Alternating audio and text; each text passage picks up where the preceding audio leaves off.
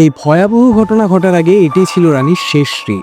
এই রিলটি ঠিক সেই দিনই আপলোড করা হয়েছিল যেদিন একটি স্বামী স্ত্রীর সম্পর্ক লজ্জায় ডুবে গিয়েছিল। বিহারের বেগুসরাইয়ে থাকা রানী কুমারী। রানী একটি গ্রামের মেয়ে ছিল, কিন্তু তার স্বপ্ন ছিল অনেক বড়। সে খুব তাড়াতাড়ি ফেমাস হতে চাইতো এবং অনেক টাকা উপার্জন করতে চাইতো।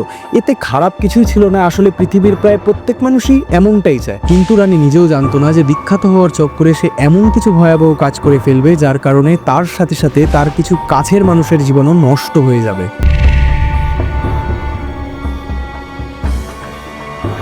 এই ঘটনাটি শুরু হয়েছিল যখন সমস্তিপুরের নহরে থাকা মহেশ্বর একটি পারিবারিক অনুষ্ঠানে গিয়েছিলেন। সেখানে তিনি একটি মেয়েকে দেখেন এবং সেই মেয়েকে দেখার সাথে সাথে মহেশ্বর তার প্রেমে পড়ে যায়। এই মেয়েটির নাম ছিল রানী এবং রানী ছিল বেগুসরাইয়ের বাসিন্দা। এরপর রানী এবং মহেশ্বরের মধ্যে কথাবার্তা শুরু হয়ে যায়। ধীরে ধীরে খুব অল্প সময়ের মধ্যেই রানীও মহেশ্বরকে পছন্দ করতে শুরু করে। এর ফলে তারা দুজন সম্পর্কে জড়িয়ে পড়ে। কিছুদিন সম্পর্কে থাকার পর তারা দুজনেই ডিসাইড করে যে তাদের এবার বিয়ে করে নেওয়া উচিত। তারা দুজনে ততদিনে গভীর প্রেমে পড়ে গিয়েছিল। 2017 সালের শুরুতেই তারা তাদের নিজের পরিবারকে তাদের এই সম্পর্কের কথা জানায় এবং পরিবারও তাদের সম্পর্ক মেনে নেয় এবং তাদের বিয়ে দেওয়ার পরিকল্পনা করে। 2017 সালেই তাদের বিয়ে হয়ে যায়। শুরুতে সবকিছু ভালোই ছিল। আসলে মহেশ্বর রানীকে একটি মোবাইল গিফট করেছিল। এটি ছিল একটি স্মার্টফোন। এই সময় ইনস্টাগ্রাম ট্রেন্ড হয়েছিল। রানী অনেক সেলিব্রিটিদের রিল দেখতো, সেও তাদের মতো একজন বড় সেলিব্রিটি হতে চাইতো এবং অনেক টাকা আয় করতে চাইতো। এই কারণেই রানী স্মার্টফোন পাওয়ার সাথে সাথে নিজের রিল তৈরি করা শুরু করে। এগুলো মূলত ডান্সিং রিল, অ্যাক্টিং রিল এবং লিপসিংয়ের রিল হতো। মাঝে মাঝে রানী তার এই রিলগুলো তার স্বামী মহেশ্বরকে নিয়েই করত। বিয়ের প্রায় 1 বছর পর তাদের ঘরে একটি ছেলে সন্তান জন্ম নেয়। পরিবার খুব খুশি ছিল এবং মনে হচ্ছিল তাদের ভবিষ্যৎও খুব ভালো হবে। কিন্তু সম্ভবত কিছু ভয়াবহ ঘটনা ঘটতে চলেছিল যার সম্পর্কে তাদের কোনো ধারণা ছিল না।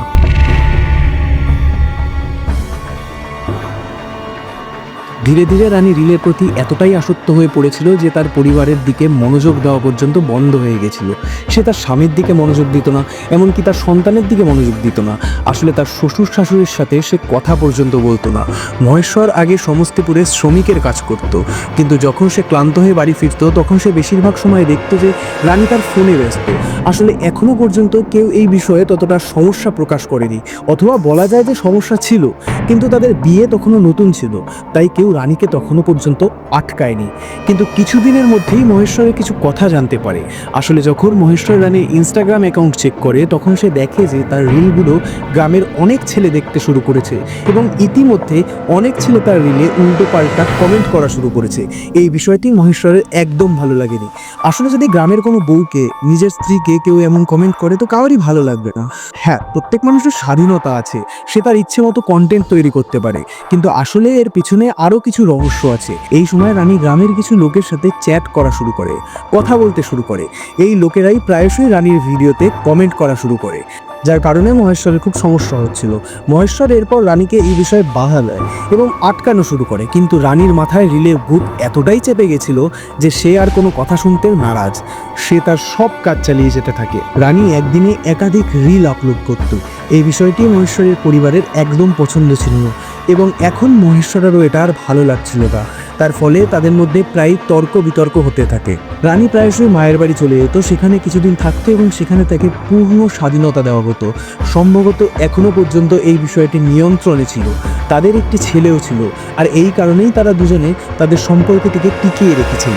কিন্তু ধীরে ধীরে মহেশ্বরের মনে হতে লাগলো যে রানী তার হাত থেকে বেরিয়ে যাচ্ছে। রানীর ইতিমধ্যে একটি বন্ধু হয় যার নাম ছিল মোহাম্মদ শাহজাদ। মোহাম্মদ শাহজাদের সাথে রানীর খুব ঘনিষ্ঠতা ছিল এবং এখানে সবচেয়ে বড় কথা হলো যে মহেশ্বর, যিনি রানীকে প্রায়ই এই বিষয়ে বাধা দিতেন, আটকাতেন, তারও কলকাতায় চাকরি হয়ে গিয়েছিল। আসলে মহেশ্বরের ভাই রুদল কলকাতায় চাকরি করতে এবং তিনিই তাকে সেখানে চাকরি দিয়েছিলেন। সেখানে মাইনে খুব ভালো ছিল এবং এই কারণে মহেশ্বরও কলকাতায় চলে যায়। কিন্তু এখন পেছন থেকে রানীর সাহস আরও বেড়ে গিয়েছিল। তাকে আটকানোর মতো আর কেউ ছিল না। তার শ্বশুর শাশুড়ির কথা তো সে কখনোই শোনেনি, যদিও বা কখনো শুনতো, ঝগড়া হতো। তার শ্বশুর শাশুড়ি যদি তাকে আটকাতেন তাহলে রানী সরাসরি তার মায়ের বাড়ি চলে যেত এবং সেখানে তাকে সব বিষয়ে অনেক বেশি স্বাধীনতা দেওয়া হতো। মাঝে মাঝে রানী তার শ্বশুরবাড়ি ফিরত তখনও সে ঘন্টার পর ঘন্টা মোহাম্মদ শাহজাদের সাথে ফোনে কথা বলতো। মোহাম্মদ শাহজাদ ধীরে ধীরে রানীর সাথে দেখা করতে আসা শুরু করে। আসলে রানীর শুটিংয়ের জন্য যা যা গ্যাজেটের দরকার হতো শাহজাদ সমস্ত কিছু ব্যবস্থা করে দিত, সেটা ক্যামেরা থেকে শুরু করে ট্রাইপড, লাইট, সমস্ত কিছু। বিনিময়ে শাহজাদ নিশ্চয়ই রানীর থেকে কিছু পাচ্ছিল, অর্থাৎ তাদের হয়তো এক্সট্রা ম্যারিটাল অ্যাফেয়ার ততদিনে শুরু হয়ে গিয়েছিল। মহেশ্বরের পরিবারের এই বিষয়ে কোনো ধারণাই ছিল না যে যখন রানী তার মায়ের বাড়ি যেত তখন সেখানে শাহজাদ প্রায় প্রতি 2 দিন পর পর তার সাথে দেখা করতে আসতো। পরিবার এখনও এই বিষয়ে কিছুই জানতো না এবং যখনই তাদের ঝগড়া হতো রানী প্রায় তার মায়ের বাড়ি চলে যেত। যাই হোক, 2017 সালে হওয়া এই বিয়েকে বাঁচানোর জন্য মহেশ্বর তার পক্ষ থেকে পুরো চেষ্টা করছিল।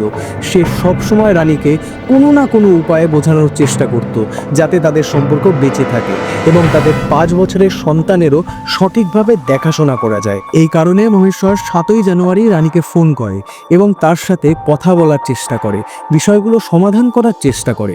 কিন্তু রানীর মনে সম্ভবত অন্য কিছু চলছিল। রানী মহেশ্বরকে কলকাতা থেকে বেগুসরাই ফিরে আসতে বলে, যেখানে সে তার মায়ের বাড়িতে তার বাবা মায়ের সাথে থাকছিল। মহেশ্বর ভেবেছিল যে সম্ভবত রানীর মন পরিবর্তন হয়েছে, রানী শুধরে গেছে এবং রানী তার সাথে বাড়িতে ফিরে যেতে চায় এবং তার সাথে কলকাতায় যেতে চায়। মহেশ্বর খুব খুশি ছিল।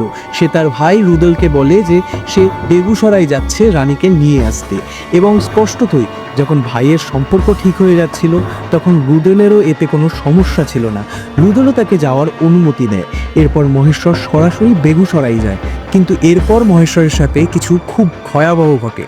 যখন রুদেল ভাবলো যে সম্ভবত মহেশ্বর বেগুসরাই পৌঁছে গেছে, তখন সে তার খোঁজ নেওয়ার জন্য ঠিকঠাক পৌঁছেছে কিনা এবং সব কিছু সাবধানে আছে কিনা সে এটা জানার জন্য মহেশ্বরকে ফোন করে। কিন্তু ওপাশ থেকে মহেশ্বরের ফোন অন্য কেউ তোলে এবং নানা রকমের অজুহাত দেখিয়ে সেই ফোন তৎক্ষণাৎ কেটে দেয়। ফোন কাটার তীব্রতা দেখে বা অন্য লোকের অদ্ভুত কথাবার্তা শুনে রুদেলের কিছু সন্দেহ হয়। সে তাড়াতাড়ি তার বাবাকে ফোন করে, যিনি সমস্তিপুরে থাকতেন। কারণ রুদেল অনেক দূরে ছিল, তাই রুদেল তার বাবাকে বলে যে তিনি যাতে তাড়াতাড়ি বেগুসরাই গিয়ে দেখে, কারণ তার মনে হচ্ছে যে সম্ভবত মহেশ্বরের সাথে সেখানে কিছু ভুল হচ্ছে। মহেশ্বর কলকাতা থেকে বের হওয়ার পর থেকে রুদেলের সাথে একবারও কথা হয়নি তার। এরপর মহেশ্বরের বাবা দৌড়ে বেগুসরাই পৌঁছান, কিন্তু যেই তিনি বেগুসরাই পৌঁছন তিনি দেখেন তার ছেলের প্রাণ চলে গেছে এবং তার ছেলের মৃতদেহ 3 থেকে 4 জন মিলে হাসপাতালের দিকে নিয়ে যাচ্ছিল। সম্ভবত তারা জোর করে কিছু প্রমাণ লুকোতে চাইছিল বা তারা চাইছিল যে পরিবার জানার আগেই মহেশ্বরের সাথে যা ঘটেছে তা হাসপাতালে পৌঁছে প্রমাণ লোপাট করে দেওয়া। কিন্তু ঠিক তখনই মহেশ্বরের বাবা সেখানে পৌঁছে যান এবং পৌঁছেই দেখেন যে মহেশ্বরের প্রাণ চলে গেছে এবং এরপর তিনি মহেশ্বরের মৃতদেহ কাউকে হাত দিতে দেন না যতক্ষণ না পুলিশ তদন্ত করে। আসলে এই 3 থেকে 4 জন যারা মহেশ্বরের মৃতদেহ হাসপাতালে নিয়ে যাচ্ছিল তারা আর কেউ ছিল না, রানী যে কিনা তার স্ত্রী ছিল, মোহাম্মদ শাহজাদ যে কিনা রানীর প্রেমিক ছিল এবং রানীর 2 বোন রোজি এবং সুনিতা। এই 4 জন ছিল যারা মৃতদেহটিকে তুলে হাসপাতালের দিকে নিয়ে যাচ্ছিল। কিন্তু সম্ভবত তাদের পরিকল্পনা ব্যর্থ হয়েছিল, কারণ মহেশ্বরের বাবাও সেখানে পৌঁছে গিয়েছিলেন। এরপর তিনি সেখানে পুলিশকে ফোন করেন এবং পুলিশ তৎক্ষণাৎ রানীর বাড়িতে পৌঁছে যায়। সেখানে তারা দেখেন মহেশ্বরের মৃতদেহ পড়ে আছে। যখন মহেশ্বরের বাবাকে জিজ্ঞেস করা হয় তিনি সরাসরি বলেন যে তিনি আর কারোর উপর নয় বরং রানীর উপরে সন্দেহ করছে। এরপর পুলিশ তৎক্ষণাৎ রানীকে হেফাজতে নেয়। রানী প্রথমে নানা রকম অজুহাত দেয়, কিন্তু কিছুক্ষণ পর যখন পুলিশ তার সাথে একটু কঠোর হয় তখন রানী সবটা বলে দেয়।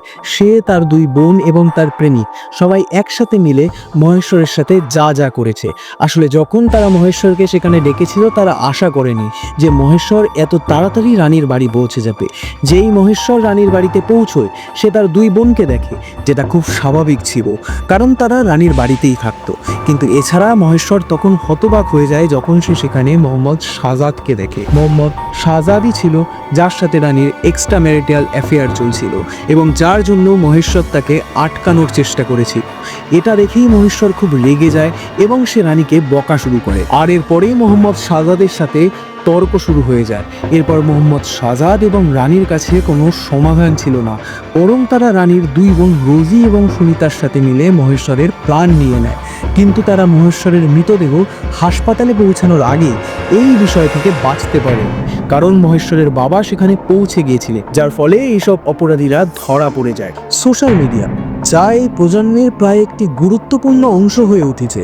অনেক মানুষ সোশ্যাল মিডিয়ার মাধ্যমে বিখ্যাত হচ্ছে, অনেক মানুষ সোশ্যাল মিডিয়া থেকে টাকাও আয় করছে। এতে কোনো খারাপ কিছু নেই, কিন্তু খারাপ বিষয় তখন শুরু হয় যখন সোশ্যাল মিডিয়া আপনার উপর এতটাই প্রভাব ফেলে যে আপনি আপনার পরিবারের দিকে মনোযোগ দেওয়া বন্ধ করে দেন। আপনার পরিবারের প্রতি যতটা ভালোবাসা থাকা উচিত তা না থেকে আপনার সোশ্যাল মিডিয়া অ্যাকাউন্টের প্রতি তার বেশি ভালোবাসা চলে আসে। এবং আমি সত্যিই আশা করি এটি প্রথম এবং শেষ ঘটনা যেখানে সোশ্যাল মিডিয়া একটি স্বামী স্ত্রীর সম্পর্কে লজ্জায় ডুবিয়েছে। যদি ভিডিওটি পছন্দ করেন তাহলে ভিডিওতে অবশ্যই লাইক করবেন, চ্যানেলটি সাবস্ক্রাইব করবেন, আমাদের নতুন চ্যানেল তো আমাদের পাশে থাকবেন। আবার দেখা হচ্ছে পরবর্তী ভিডিওতে।